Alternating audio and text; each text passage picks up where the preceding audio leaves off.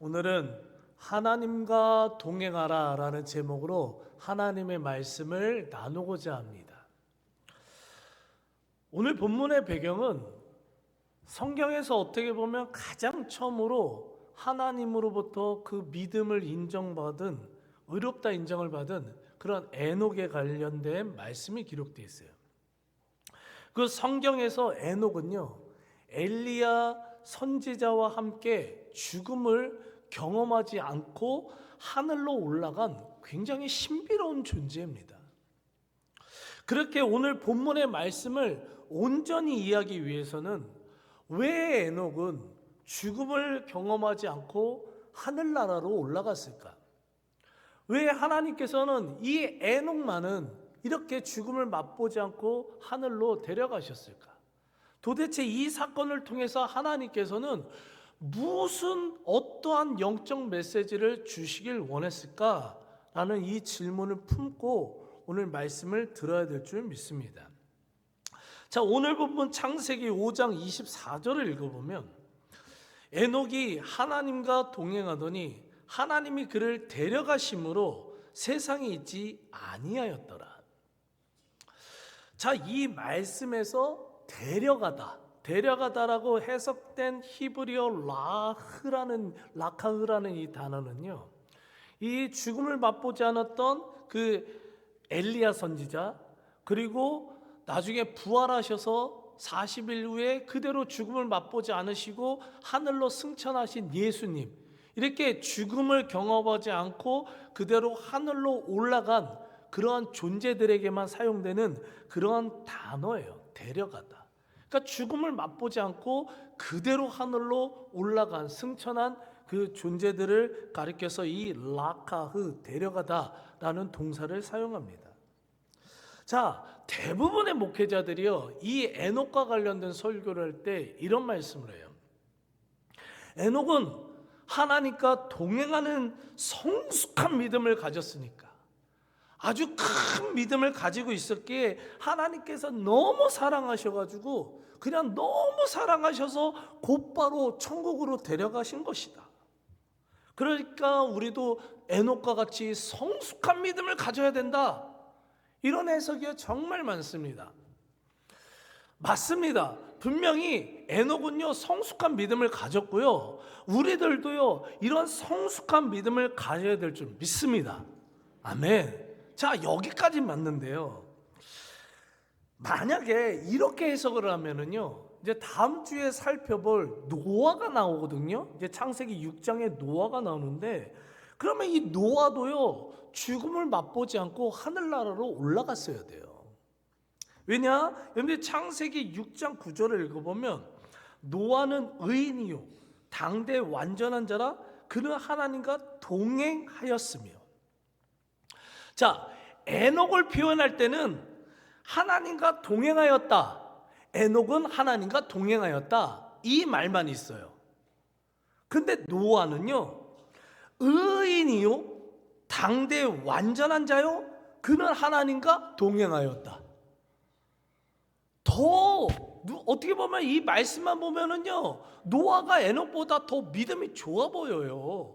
이 표현만 보면은요, 뭐 누가 믿음이 좋다 안 좋다는 뭐 판단할 수 없지만 분명히 에녹만큼 노아도요 굉장히 믿음이 있는 사람이었다는 거예요. 그렇다면 노아도 하나님의 기쁨이 됐으니까 하나님께서 노아도요 지금 데려가셔야 되잖아요. 하늘나라로 죽음을 맛보지 않고 데려가셔야 되잖아요. 근데 실제로는 그러지 않았어요. 노아는 이 세상에서 죽음을 경험했습니다. 그렇기 때문에 에녹은 성숙한 믿음을 가지고 있었기에 하나님께서 곧바로 천국으로 데려가셨다라는 해석은요, 이거는요 문제가 많은 해석이에요. 잘못된 해석입니다. 그렇다면 다시 한번 처음 질문을 던져볼게요.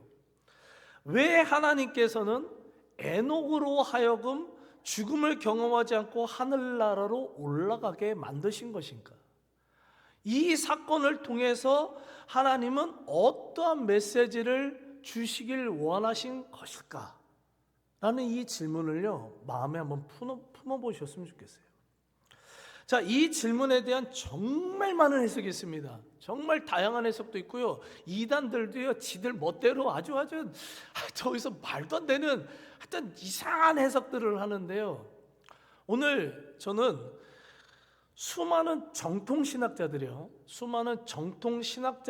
인정하고 있고요. 그 중에서도 제가 개인적으로 공부하면서 묵상하면서 발견한 두 가지 해석을 중심으로 오늘 이 질문에 대한 답을 한번 찾아갔으면 좋겠습니다.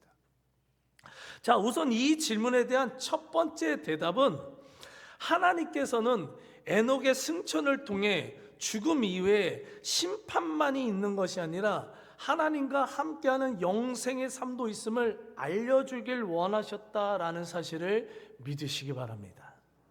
자, 이게 무슨 말이냐 하면은요, 여러분들 하와가요, 죄를 짓기 전에는요, 죽음이라는 개념이 없었어요. 그 세상에. 지금 우리들은요, 죽음이라는 개념 다 알잖아요. 우리는 살다 보면 죽는다는 거 다 알잖아요. 근데 아직 이 시대까지는요, 죽음이라는 개념 자체가 없었어요. 죽은 사람이 없으니까요. 개념이 없었어요. 그런데 아담과 하와가 선악과를 따먹는 불순종의 죄로 인하여서, 그 죄로 인하여서 이 땅에 온 심판이 뭐냐면 죽음이에요. 죽음. 죄의 결과로 생겨난 게 죽음이에요. 죽음은 심판이라고 느껴질 수밖에 없는 상황이었습니다. 그러다가 여러분들 아담이요, 930세에 실제로 죽었어요.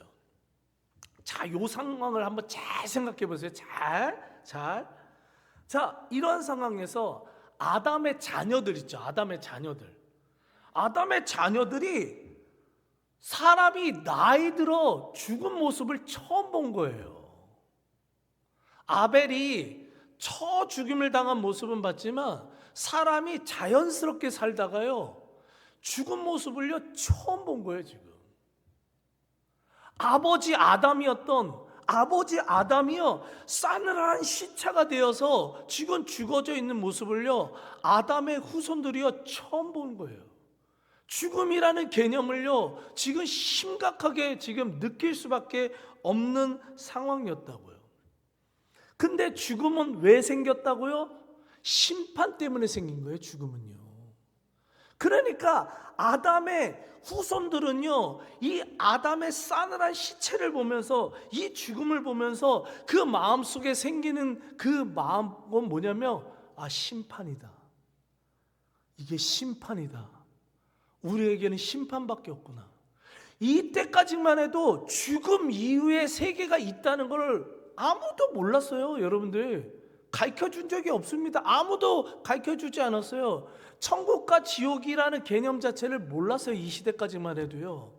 근데 하나만 알고 있었던 거예요. 죽음은 심판이다. 그러니까 우리도 이제 심판을 받게 될 것이다. 그렇기 때문에 그 죽음, 이 아담의 죽음을 처음 경험한 이 아담의 후손들은요 지금 엄청난 공포에 사로잡힐 수밖에 없었어요. 처음 경험하고 굉장히 충격적인 사건이었던 겁니다. 자, 하나님은요 이런 상황을요 너무나 잘 알고 계시는 거예요. 너무도 잘 알고 계셨기 때문에 아담의 자녀들에게 죽음이라는 심판 이후에 이런 두렵고 떨리는 영원한 심판만 있는 것이 아니라 하나님과 함께하는 천국에서의 축복된 삶도 있음을요 가르쳐 주셔야 됐었어요. 이 상황 속에서 가르쳐 주셔야 됐었어요. 그래서 어떻게 하신 거냐? 그 당시 하나님께서 자신과 함께 늘 300년 이상을요 매일 동행했던 한 인물이요, 매일 동행했던 300년 이상을 하루도 빠짐없이 하나님과 동행하면서 하나님의 뜻대로만 살아왔던 이 에녹을요 선택하셨어요. 상징적으로 선택하셨어요. 아담의 자녀들이 지켜보고 있는 모든 상황들 가운데서요 어떻게 하셨어요? 직접 하나님의 품으로 올려보내시는 거예요. 그리고 하나님 품에 안기는 거를요 이 모든 아담들의 이 자녀들에게 보여주신 겁니다. 보여주신 겁니다. 하나님의 품에 안기는 그 축복된 그 모습을 보여주신 거예요. 그래서 어떻게 해요? 죽음 이후에 영원히 심판의 삶만 있는 게 아니라 하나님 품에 안기는 삶도 있구나. 하나님의 삶, 하나님께 안겨서 하나님과 영원한 행복을 누리는 삶도 있다는 것을요, 가장 확실하게 보여주시고 알려주시기 위해서 어떻게 하셨냐? 에녹을 데려가셨음을 믿으시기 바랍니다. 이것이 모든 정통 신학자들이 인정하는 해석입니다. 저도 이 사실을 믿습니다. 지금도 마찬가지예요. 여러분들 죽음 이후에는요, 분명히요 천국과 지옥의 삶이 있음을 믿으시기 바라요. 분명히 있어요. 아담과 하와의 죄로 인해 모든 사람은요 죽음이라는 심판을요 피할 수 없게 됐어요. 요한계시록 20장 16절을 읽어보면, 또 내가 보니 죽은 자들이 큰 자나 작은 자나 그 보좌 앞에 서 있는데 책들이 펴 있고 또 다른 책이 펴졌으니 곧 생명책이라. 죽은 자들이 자기 행위를 따라 책들에 기록된 대로 심판을 받으니.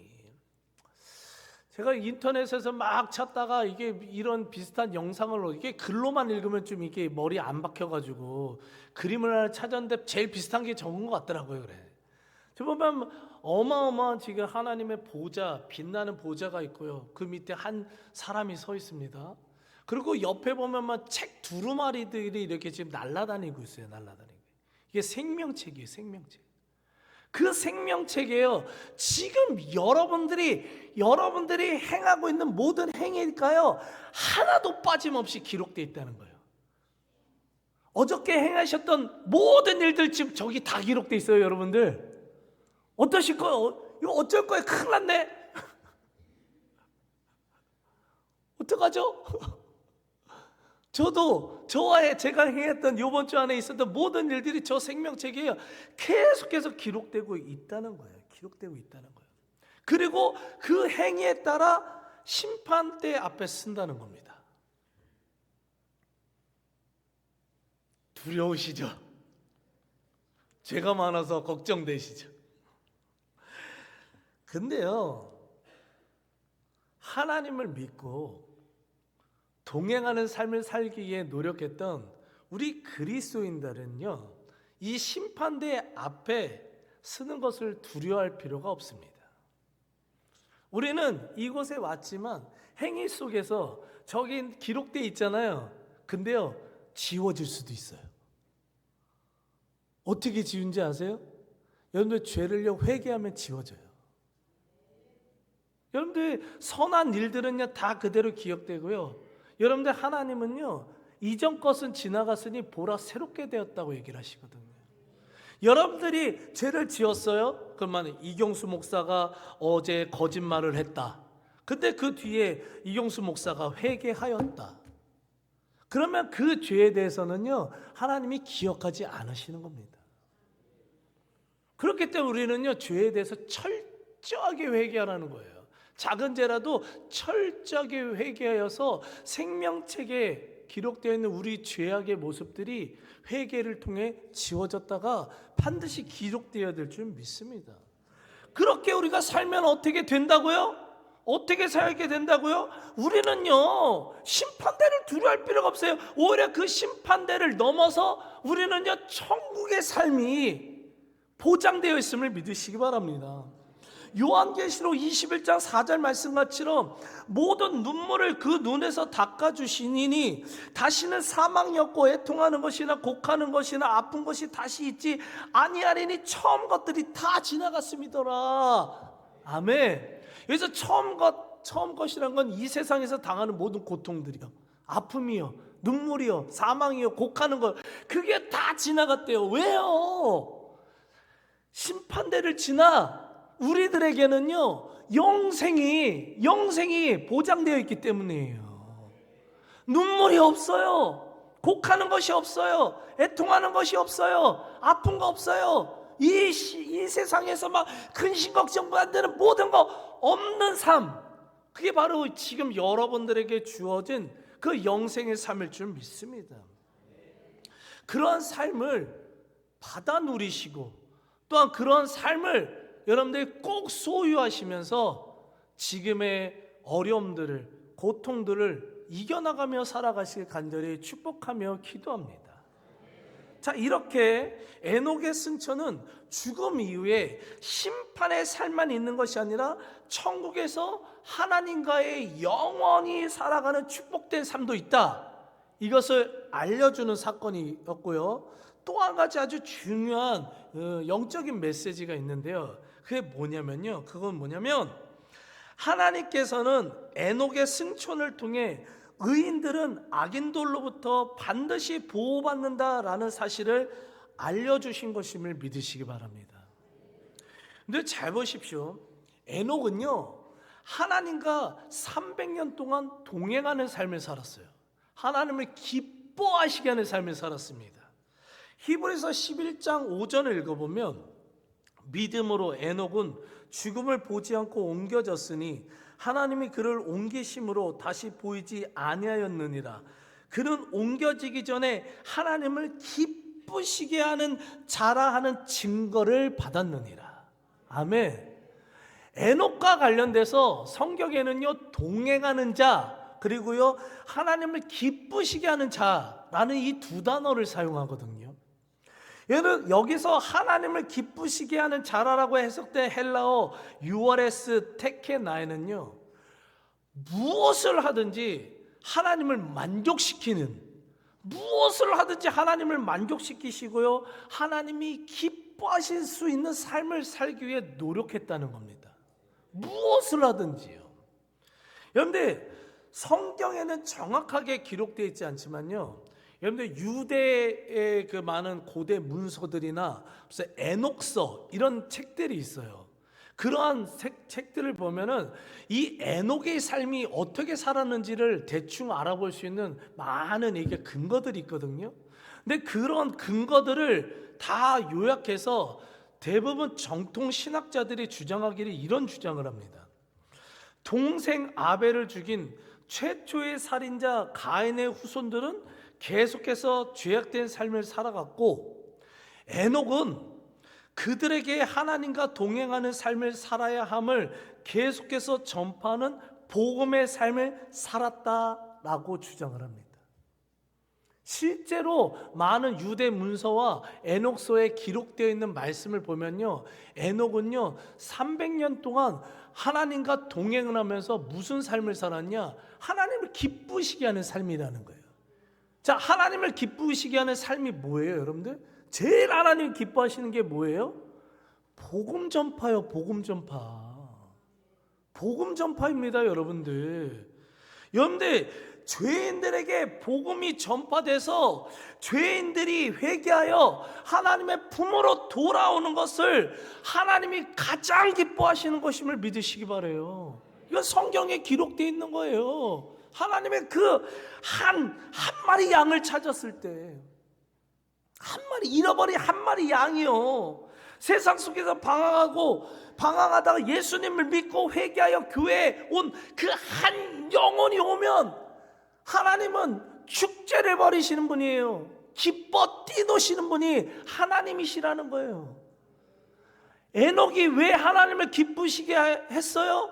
말마다 가인과 같은 악인들을 향해서 복음을 전파했기 때문이에요.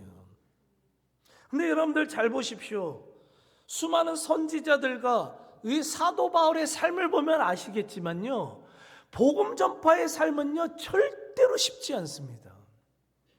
사도 바울도 많은 선지자들도요 두들겨 맞고요, 감옥에 갇히고요, 때로는 목숨도 잃고요, 수많은 고난을 당했습니다.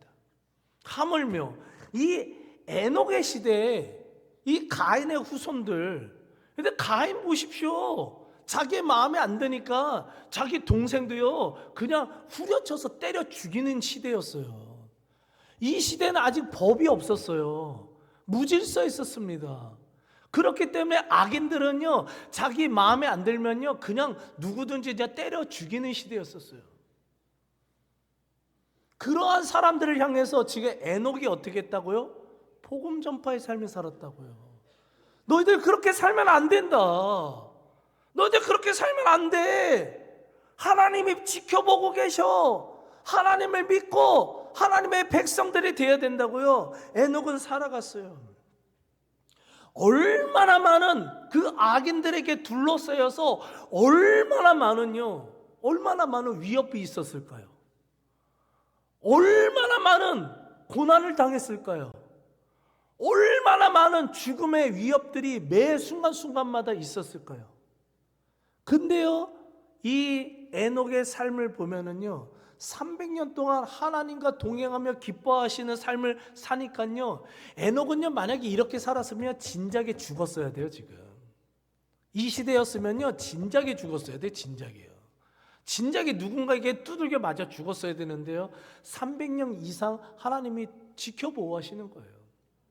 그러면서 가장 강력하게 악인들에게 둘러싸여 있는 이 에녹을요, 그 자리에서 데려가시는 거예요. 구원하시는 거예요. 악인들에게 둘러싸여 있는 에녹을요 끄집어내시는 거예요. 그래서 하나님이 이러한 에녹을 지켜 보호하신다는 이 사실을요 가장 확실하게 보여주셨음을 믿으시기 바랍니다.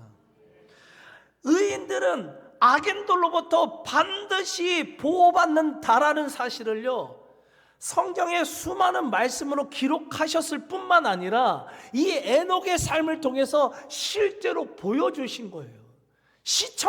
이 시청각으로요 보여주신 거예요. 그렇기 때문에 우리는요 의인된 삶으로서, 그리스도인의 삶으로서 세상에 나가 때로는요 그리스도인답게 살면요 억울합니다.